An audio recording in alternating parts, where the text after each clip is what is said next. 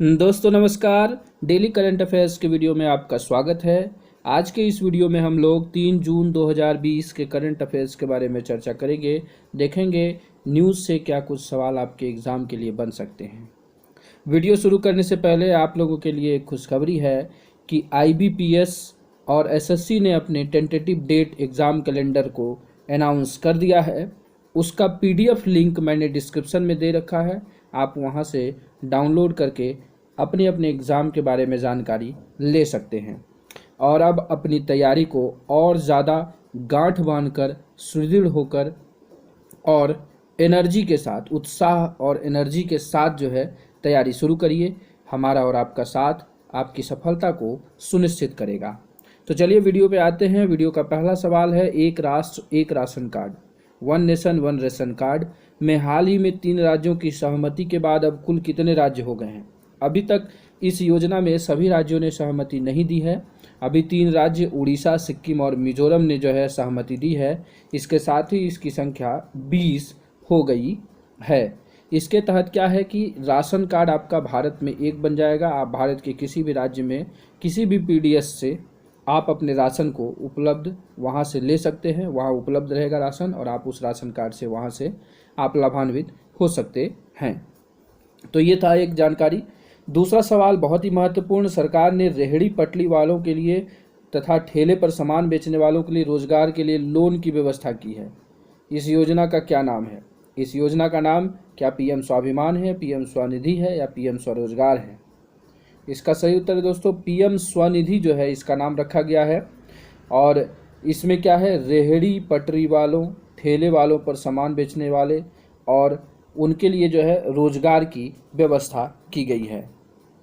1-2 दिन में आपके लिए प्रधानमंत्री द्वारा हाल ही में लाए गए जितने भी योजनाएं हैं उस योजनाओं का एक डिटेल PDF के साथ मैं आपके लिए उपस्थित होऊंगा। उसमें सारी चीज़ों का एकदम तह तक अध्ययन करेंगे ताकि एक भी सवाल गलत ना हो सके। चलिए देखते हैं तीसरा सवाल, हाल ही में भारत के पश्चिमी तट पर किस चक्रवात के आने की संभावना बताई गई है? उसका नाम क्या है? एक चक्रवात जो कि पश्चिमी तट पर शायद उसकी टेंटेटिव डेट जो है 3 जून दी गई है, वहां टकराने की संभावना बताई गई है।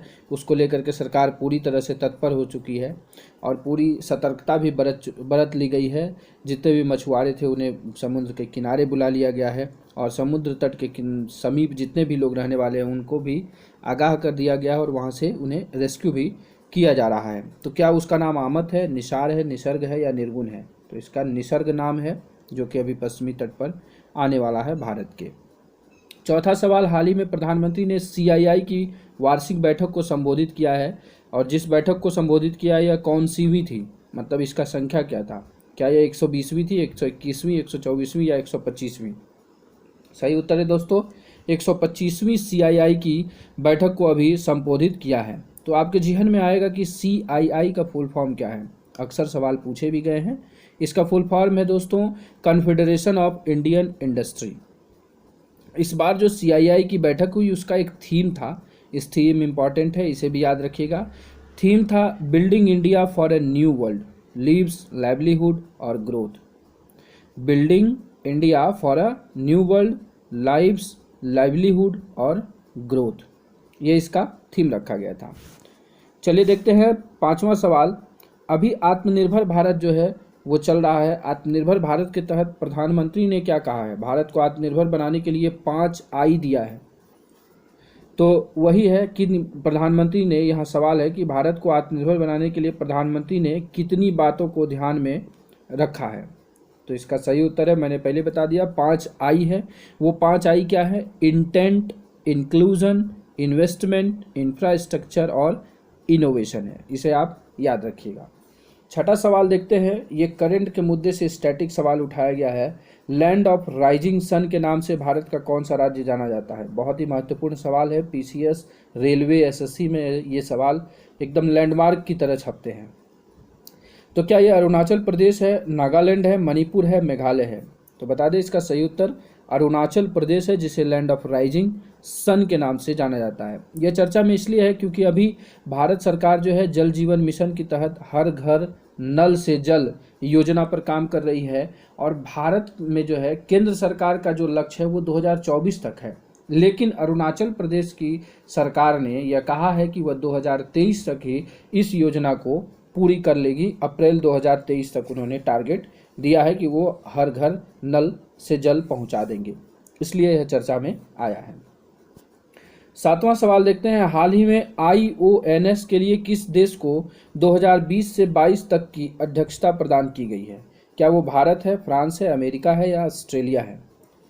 तो इसमें क्या है कि अभी भारत के रक्षा मंत्री ने फ्रांस के रक्षा मंत्री से टेलीफोनिक बात की है और वहां पर उन्होंने कोविड-19 में जो है भारतीय सेना और फ्रांस की सेना दोनों के सेना को जो है उत्कृष्ट प्रदर्शन के लिए, सराहनीय प्रयास के लिए जो है बधाई दी है। तो वहीं से यह सवाल उतर रहा है कि इंडियन ओशन नवल सिंपोजियम, जिसे हिंद महासागर नौसेना संगोष्ठी कहते हैं, इसका जो 2020 से 22 तक की अध्यक्षता किसे दी गई है? तो ये फ्रांस को दी गई है 2020 से 22 तक की अध्यक्षता। चलिए देखते हैं 8वां सवाल, केंद्रीय सड़क परिवहन एवं राजमार्ग मंत्रालय ने किस शहर के लिए ग्रीनफील्ड एक्सप्रेसवे की मांग को स्वीकार किया है? क्या वो अमृतसर है, पंजाब है, लुधियाना है या जींद है? तो बता दें कि अभी अमृतसर के लिए जो है एक ग्रीनफील्ड एक्सप्रेसवे मांग को केंद्रीय सड़क परिवहन एवं राजमार्ग मंत्रालय, इसके मंत्री कौन है आप कमेंट बॉक्स में बताएंगे, उन्होंने जो है अभी इसे स्वीकार कर लिया है।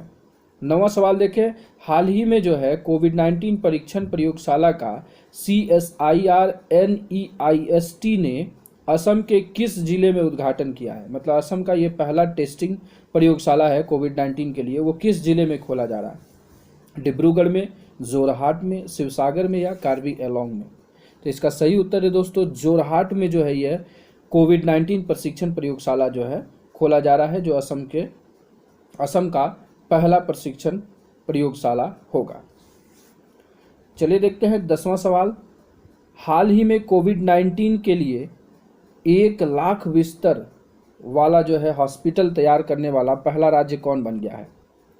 तो क्या वो महाराष्ट्र है, केरल है, तमिलनाडु है या उत्तर प्रदेश है? तो बता दें कि उत्तर प्रदेश जो है पहला राज्य बन गया है जिसने कि 1 लाख बिस्तर वाला जो है हॉस्पिटल तैयार कर लिया है। और 11वां सवाल जो आज के वीडियो का अंतिम सवाल है, हाल ही में किस देश ने WHO के साथ अपने संबंधों को समाप्त कर लिया है?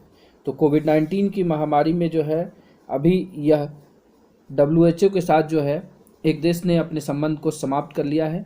क्या वो अमेरिका है, हांगकांग है, चीन है या जापान है? तो सही उत्तर है दोस्तों अमेरिका ने अपने WHO के साथ सभी संबंधों को समाप्त कर दिया है और उनका यह कहना है कि WHO ने है कोविड-19 के तहत जो है पार्शियलिटी की है, पक्षपात किया है और चीन का समर्थन दिया है, जिस कारण से देश आज इस महामारी से गुजर रहा है।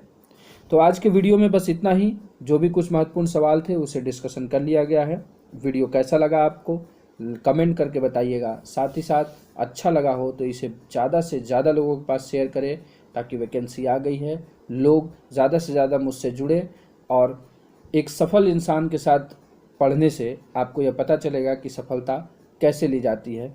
मैंने पहले भी बहुत सारे एग्ज़ाम, जितने भी वनडे एग्ज़ाम है लमसम सभी एग्ज़ामों में मैंने सफलता हासिल की है, तो मैंने उस सफलता का स्वाद चखा है और उस स्वाद को आपको भी चखवाने के लिए यह कार्य कर रहा हूँ कि अपने जो भी नॉलेज हैं उसे आपके साथ शेयर कर रहा हूँ, क्योंकि मेरा एक ही मोटो है, sharing is caring and caring gives you happiness. And at last, thanks for watching this video.